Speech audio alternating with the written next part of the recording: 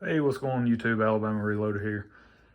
Coming to you from out in the out in the building. The reloading setup is today, and I just wanted to give an update on the 308 situation and where we stand with the Howa 1500 project. So, if you'll go back, watch some of the other videos, I bought a Howa model 1500. There you go. With the heavy bull barrel in 308. Picked that up over at Mr. Big Guns in Huntsville. It's been a little while. I've had this rifle for, I have no idea time-wise. I've had it for a little while now, and it came with the Hogue rubber stock, that rubber overmold stock. That was what came on it, which wasn't a bad stock, but I knew that I wanted to eventually put something else on it, or put the barrel and the action into a different stock. And so I ended up pulling the Hogue stock off not too long ago, sold it on eBay, got rid of it, and ordered, this is a Pro Mag. I did a video on this. This is a Pro Mag Archangel Precision Elite stock. I picked it up from Brownells. I went with that one simply because of the price. It was one of the cheaper stocks, kind of this design. It was one of the cheaper ones that I could find. It was $204.99 was the price that Brownells has this stock listed at. And it has M-Lok attachments on the front end. That was another reason why I went with this one. One of the other ones, I think it's made by Pro Mag. Could be wrong on that, but I think Midway sells one that's similar to this, but it has a kind of like a proprietary built-in bipod on the forend, and I didn't want that. I wanted to be able to attach whatever bipod I wanted to on this thing, and so it's got M-Lok, place for M-Lok attachments on the forend. So I ended up going with this. It has adjustable cheek piece here, so you can get the right cheek weld and everything. You can adjust that, and then same thing for your length of pull. This piece is adjustable as well. So overall, kind of the initial impression, getting it out of the box, very nice stock, very well made, felt well made. No complaints there in terms of the overall build quality of it. But I went to the range, got this thing installed, and took it to the range. And stepping on a piece of cut brass. Took it to the range, and really, when I first got it installed, got everything set up, you guys will be able to notice. So once you get directly over, see the barrel channel. So we have a decent amount of clearance on one side, not so much on the other, and so. And it wasn't even as good as what it is when I first installed it. I actually had a shim. I shimmed this thing and just let it sit in the closet for a while, and it's actually improved quite a bit over what it was. This thing was canted to one side a decent amount. So the forend itself. And so I'm thinking about possibly going back, shimming this again, and then maybe using something like a hair dryer or a heat gun. It's the same thing, same purpose, and kind of heating up maybe this portion of the stock, maybe release that a little bit, see if I can get that thing to kind of kick over and straighten up a little bit, and then maybe have a little more permanent, better spacing set up. So right now, that's what we're living with. It's not terrible, but I would like to try to even that up. So the fitment right off the bat, I mean, everything fit great. It's just that part there was a little bit kind of, I guess, canted over, just a little bit tilted over a little bit. It wasn't necessarily as straight as you would like to see. But, again, you're paying $200 as opposed to $400 for some type of chassis setup or more, right? So you kind of somewhat, you have to keep the right expectations going into this, right? So that was an issue that we identified right off the bat. I also had to modify my front action screw. I had to actually shorten it just a little bit. It was too long. to be able to hold everything in place. And so modified that, no big deal. Now we're good to go. So the barrel channel, that was one action screw. That's, again, not a big deal, not a deal breaker. But the one thing that I noticed when I was shooting the other day at the range that kind of was driving me nuts is this magazine will not stay in. It is a proprietary, let me keep this thing out of the way.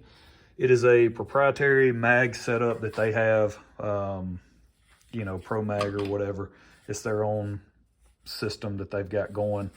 But I'm going to have to figure out a way, maybe just notch this a little better or something. But I've got to figure out a way to get this to actually stay in the rifle and stay in there under recoil, because that's what I was noticing. It wouldn't drop out. It wouldn't completely drop out of the stock, but I would notice that it would drop down just a little bit and I could just pull it straight out, right? So it would release itself, but it wouldn't release to the point where it just drops all the way down. So, you know, it holds, but just it wasn't holding good enough under recoil to actually keep everything in place. So I'm going to have to figure out a modification on that. Now, I haven't mag fed this rifle anyway, so it's not the end of the world that this was like this. I've only single fed this rifle so far. We're sitting at 110 rounds through the barrel, but still, you know, that was one of the benefits of buying something like this over that Hogue, that overmold, because it was just a blind magazine, you know, that you release from the bottom to dump everything out. But you just fed it internally from the top. It was good to transition to a mag fed, but not if that magazine isn't going to stay in there and actually feed properly and all that. So I've got to modify that, get that situation squared away. But again, not the end of the world if we just single feed these guys. So I'm fine with that as well. The ergonomics of it though, man, this thing was really sweet to shoot off the bench. Basically, this is how I had it set up. I had my front bag, and then the back here, it's a really good setup for a rear bag situation. And so the ergonomics of it, I've really enjoyed shooting this setup over at the range. I went with my buddy Neil the other day. We went, and of course that was the same day that if you watched the 243 Winchester, the little grand finale video that I just finished up, you know, it was 35 degrees, wind was blowing, it was stupid cold, and we of course were the only two people out at the range because nobody else wanted to be, you know, subject themselves to those conditions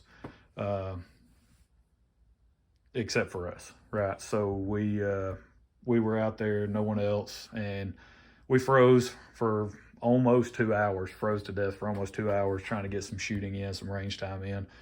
But I really needed to finish up that 243 project, and then also I wanted to get some rounds on paper with this setup. And also the other new thing on this rifle is the Arken SH4 Gen 2 6-24 by 50 first focal plane rifle scope that we picked up. So they were running, Arken ran a Veterans Day deal and $100 off their rifle scopes with the promo code SALUTE. I think they're still running, I don't know if that promo code works, but I think they might still have an active promo code out there. I saw somebody posting something about it. I can't remember what it is now, but so for $100 off, I picked this up. It was $349 out the door.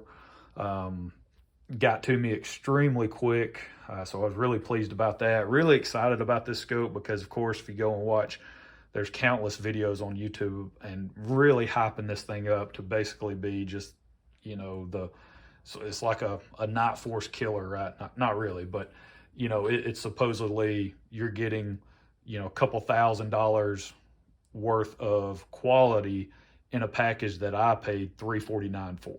Right, so that's kind of what you see everybody promoting on YouTube. And I'm not going to say they're wrong, but there are a couple of things that I've noticed with this particular setup. It's got a 34 millimeter main tube, so really good specs overall. If you go and look at some of these scope specs and try to go look at other comparable rifle scopes, I mean, you are going to pay multiples more than the $349 price tag of what I paid. So it's got a really nice zero stop in it. The turrets are just phenomenal for the money. Really, really large turrets. They, you know, nice and audible like everybody loves. But one of the things that's really cool about these turrets is there's zero play. And I mean, just there's no play in the turret. I mean, you might be able to discern just the tiniest little bit of turret play, you know, but for the most part, I mean, these things, you know, when they're ready to click over, that's it. I mean, there's no additional turret slop, we'll call it slop for lack of a better word. If you've messed around with kind of lower end scopes that have these, I guess you want to call them tactical style turrets, exposed turrets where you're meant to dial elevation and all that. If you've messed with those and on the lower end, you know exactly what I'm talking about. There's definitely some mushiness, some slop in those turrets when you go to make an adjustment. They'll click fine, but you definitely notice a little bit of play in the turrets. There's zero play in the turrets. That's really nice. They're really large turrets too, so easy to grab a hold of, easy to manipulate. Just really good stuff. On the elevation and the windage side, both are great. The parallax adjustment is extremely smooth, at least on my copy that I got. This thing, probably the best parallax adjustment that I've had on an optic, period. Now, I've never run extremely expensive optics. The most money I've ever paid for one is just over $600 for the Athlon Optics Midas TAC Gen 1 version. So that'll kind of give you an idea of the scopes that I'm talking about, you know, kind of in that price point and under. Typically, all of the optics that I've run in the past are probably in that $350 and under range. I've run several that are kind of in that $279, $299 price point. But I mean, this is absolutely the best parallax adjustment I've ever run.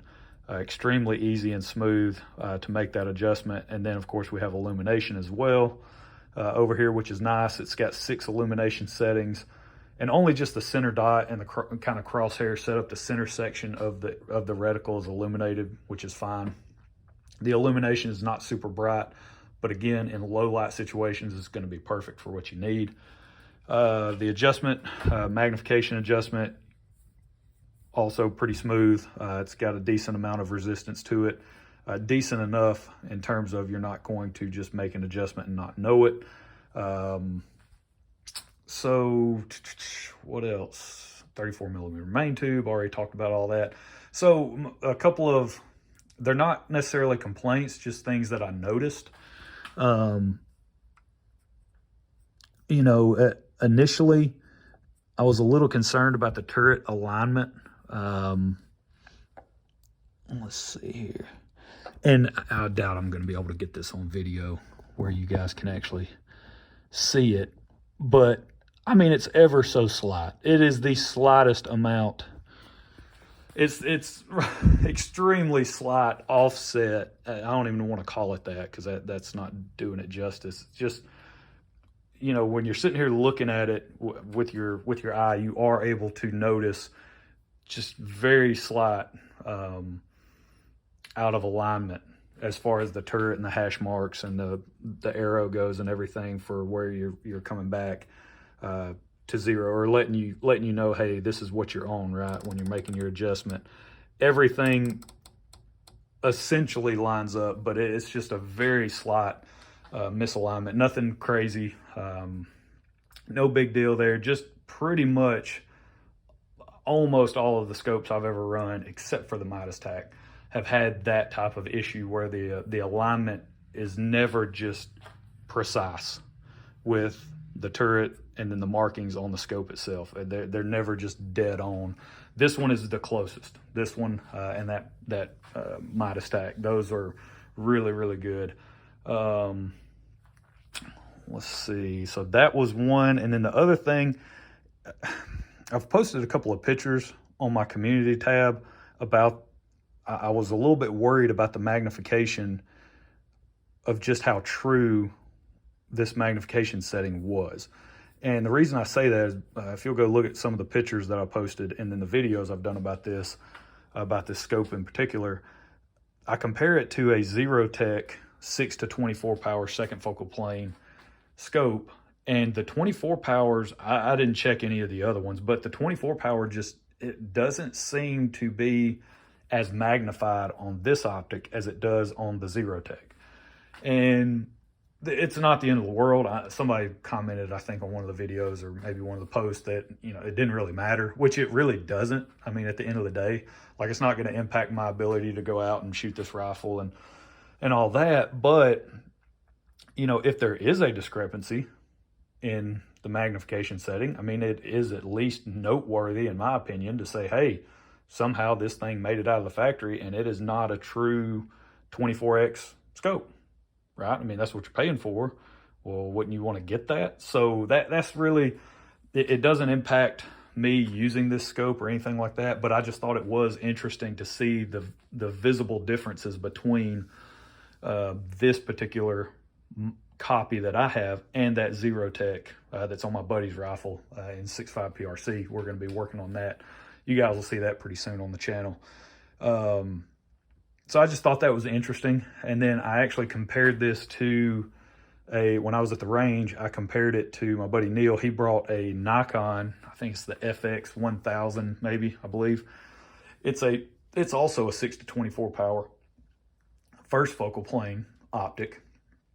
And I did the best I could to kind of look through them. It wasn't mounted on a rifle or anything. He just had the scope loose, so he brought it. And looking through it, kind of doing the best I could to gauge, you know, it looked very similar. This one, they looked almost identical. So I don't know if maybe the Zerotech, I don't know if maybe it's a little, the magnification is a little bit higher, right, than 24. I have no idea, and I'm really not super concerned about it. I did email Arken. That is one thing. I did email these guys and send them pictures, the best pictures that I could take through my phone, you know, with my phone through the scope, through both scopes, and just say, hey, there, in my opinion, there is a visible difference in the magnification levels in this 24 power versus another 24 power. You know, what's the deal, basically, is what I asked. Now, I sent that back 2 weeks ago. I haven't heard from them yet. So, not saying that, you know, they won't get back to me. I'm just saying it's been 2 weeks and I haven't heard anything back. Now, I know we're coming into, you know, I emailed them right after I got this scope, so it was the Veterans Day sale. You know, between that and Black Friday and all that, you know, everybody gearing up towards that. So, I mean, they could be slammed and just haven't had a chance to get back to me, right? But, you know, 2 weeks without a response, that seems like a little bit of a, you know, long time, right, to be sitting on an email. It should be a pretty straightforward, hey, no, you just have no idea how scopes work, and yes, there might be a little bit of variation in the visible image based on field of view, and because the field of view for this one is larger than the other one, and the tube diameter is larger, and whatever, like the objective lens is the same size, but whatever. You know what I'm saying? There could be something there optics wise that I'm just unaware of, not smart enough to understand, and that could be what's coming into play, right? But it just really looks, you know, just to the naked eye, just the visible difference, the magnification difference is noticeable, so between the two. But that is pretty much it on my 308 in terms of the rifle setup. This is going to be a long video because I'm rambling, and I love comments when people leave me a comment about how I just ramble, and they're like, just jump ahead to minute number 5, you know, 5:23 in the video. That's where he actually starts talking about meaningful stuff. Man, those comments warm my heart. I love those. But took this guy to the range. So now that we're done with the update on the rifle, the stock, the scope, took it to the range. We're still working on fire forming all of our brass. I had loaded up 16 pieces, 16 rounds.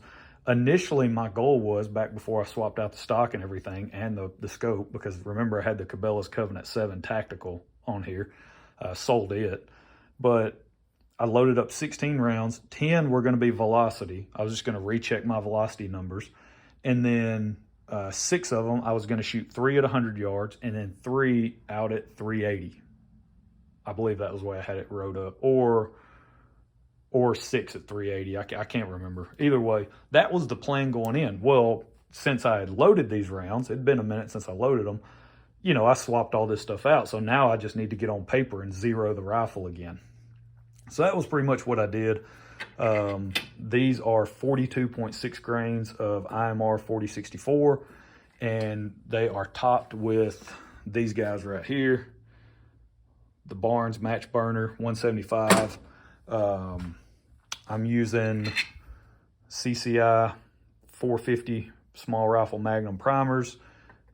This is Alpha Munitions small rifle primer 308 brass. Really good stuff so far. Been digging it.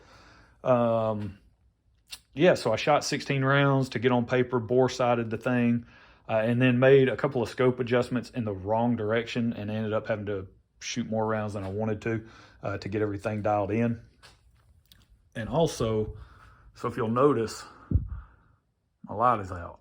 Well, my light is out because I had to take the extension cord that was plugged into it and use that for the Christmas lights on the house. So how you like my rig right here today? So that is a scope cover. Look at that. Look at that drop light setup. I'll tell you what, that is redneck ingenuity at its finest. But I was using my my little custom-made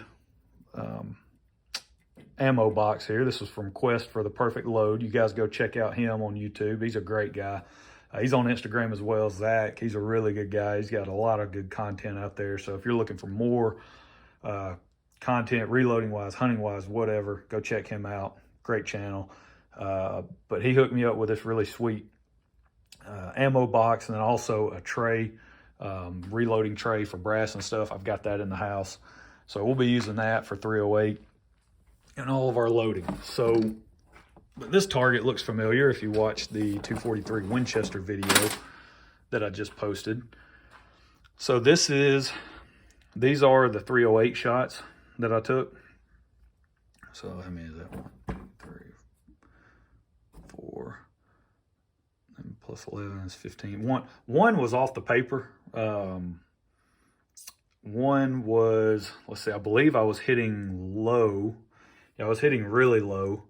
I thought I had it bore sighted better than I did. And then when I went and, you know, shot the first round, then settled back in, and I was like, man, it's surely, I thought, surely to goodness, I'm somewhere in this range. And I'm checking and I didn't see anything. So I pulled the bolt out again, looked down the barrel, line everything up, and I was kind of off. I didn't do a good job of bore sighting it. So went back, redid it, hit low.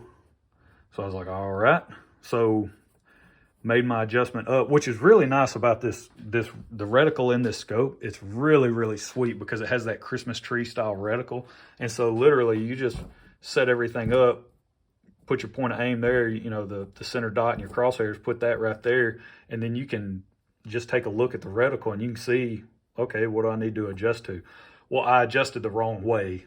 When I was trying to go right, I went left. But I made an adjustment up just to check my elevation, made an adjustment up, shot, and I was like, okay, I need to go right. Well, I went left. So I went left, and then, which is that one there, and then came back, and I was like, well, good night. So I came back right, went too far right, came back left, and then just punched the rest of them. This is 11. This is 11 shots. So 11, and then the four other ones, that's 15, and the other one that was off target, so that's 16. Those are my 16 rounds. So these are all 42.6. Have no idea why that one flew up so high. No clue there. But 42.6 grains, that's the charge weight for everything. And again, it was 35 degrees, wind was blowing, so shooter was really cold. Hands were numb, but I was doing the best I could. The trigger on this thing is really sweet, so pretty good setup there. And I was waiting I would say a decent amount of time. I wasn't necessarily worried about barrel heat, just because of how cold everything was, and with that bull barrel, it was staying pretty cold. So I wasn't overly concerned about it as far as shooting too fast. But I would take. I think I shot once I got here. I shot 5. I shot the first 5 or 6, and then I took a break between rifles. I swapped this one out for the 243 and came back and shot the last 5. And so, there's these 3. So you've got 1 that went high, and then 2 down here, and then you've got 8 that stacked in close together. Now, if you'll remember, I'm weighing these things on a beam scale, right? So I'm hand weighing all of these charge weights and trickling them up to the best of my ability as far as having my beam scale zeroed, kind of to the best of my ability, and then also visually looking at the scale, making sure we're coming up on 42.6 and trying to be as consistent as possible across all the charge weights. So I think some of what you're seeing out of that, as far as 1 high and maybe 2 low, it could very well be, charge weight discrepancies between, me just trying to hand load all of that. So we'll see. I've got a RCBS Chargemaster Lite on order from Mid-South. They're running a sale right now, Black Friday / Cyber Monday sale, where they have them on sale for $179.99, which is the cheapest I've ever seen it listed for. But the only problem with them, at the time, at least when I ordered it, there was no free shipping, none of that stuff. They weren't running any type of additional promo deals. And so with taxes and shipping, it ended up being like $205, which is still a pretty good price for that unit. RCBS, I would imagine RCBS is probably just going to discontinue that at some point in time if they haven't already. So that's probably why Mid-South is just running such a good deal on them. But that'll be here shortly. And once I get that, I would like to repeat this test here. I would like to load up another 10 using that, using the Chargemaster Lite, and see if what I'm thinking is right. You know what I'm saying? Is there some type of variation in my ability to measure powder on a beam scale across 11 charge weights, right? 10 or 11, whatever we think. Come back and reshoot this and see what that looks like using the Chargemaster Lite. Now, it could be like what Johnny's Reloading Bench and Bolt Action Reloading are, they're going down the rabbit hole of humidity, humidity, how it affects your powder charge and all of that. So could that have been it as well? These rounds were loaded up and sat, for almost a month, I believe, before they were even shot. So is that something that would be different if I went ahead and loaded these up and then took them out to the range the next day, right? Is that something that would change and we would see this group, all 10 or 11 stack in there? I don't know. It'll be interesting to see. I'm thinking it's more along the lines of powder, just slight variation in powder charges due to human error. I think that's kind of my theory. So, but that's it. That's where we're at. That is a 308 update. The last thing, I'm going to order a bipod to go on this guy. So if you made it this long in the video, God bless you. I appreciate you sticking around. This is a really, really long-winded video. I probably could have actually done this in 5 minutes and been done. But I enjoy the rambling aspect of my videos. So if there is a M-Lok style bipod that you really love, I would like to know about it because I am searching for one. I haven't bought one yet. I'm looking forward to trying to find one for this guy. That's really the last piece of the puzzle that I need for this setup is a bipod. So if you guys have one that you would recommend, let me know. After that, I've just got to get back to loading these guys up and just going and seeing if maybe the theory holds true, right? Maybe we'll see. I don't know. So looking forward to testing that. As far as this optic goes, would I buy it again? 100% yes, all day long, twice on Sunday. This thing is sweet. This thing is really sweet. But regardless of the whole, is 24 true, 24, what? Who cares at this point? It would be nice to know and have that confidence that yes, everything is 100% the way it is and the way it's supposed to be. But taking this guy to the range, man, this thing is just really, really nice. I'm so glad I bought this scope, and I see why everybody's on the hype train about it and all that. I get it. It's a really sweet setup for an affordable package. So what else? That's it, and that's all. You guys, if you haven't already, you got to get down to Mr. Big Guns in Huntsville, man. They hook you up with some sweet stickers too. Check that out. Smoke them if you got them. So got some really cool stickers down there. They got those hanging out, and probably give them to you. Go down there and make a purchase. Oh, they are doing I don't know if they're still doing this or not, but I was in there, today's Sunday, I was in there Saturday, Small Business Saturday. Went down there to support those guys, made a few purchases, and they were putting your receipts in a drawing for a Smith & Wesson, I believe it's a Shield. 9mm. So that was pretty cool. So you make a purchase, they drop your receipt in the box, and then they're going to do a drawing to see who gets the handgun. Really cool stuff. That might be over. So if you're watching this and you're like, hey man, you get down there and they're not doing it anymore, it is what it is. It happens. But I was able to go down. I'll show you guys the haul that I just came back with. Found these 3 boxes of 95 grain, the 6mm ballistic tips, the 95 grain. They had those 3 boxes, and then they had these 2 7mm 140 grain boxes. They had just put them out on the shelf. I went ahead and snagged them.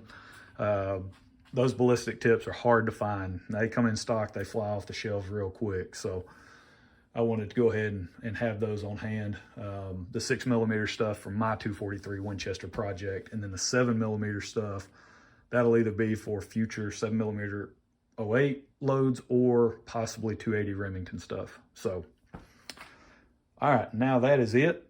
So you guys run down to Mr. Big Guns in Huntsville for anything you need, firearms related. If you're looking to build an AR, reloading components, they're getting in more and more reloading stuff. They've got in a ton of Hornady dies. If you're looking for die sets, go down there, check them out. If you need I believe a lab radar, I think they have lab radar sitting on the shelf, an RCBS Matchmaster if you need a powder dispenser, all kind of good stuff. Good deals on guns, whatever you're looking for there. Optics as well. Yeah, go check them out. And then also go see my buddy Robert and Mark over at Midway Pistol and Ammo out in Gurley, Alabama. Go see those guys, see what all they have in store. And that's it. We will catch y'all next time. Y'all have a good one.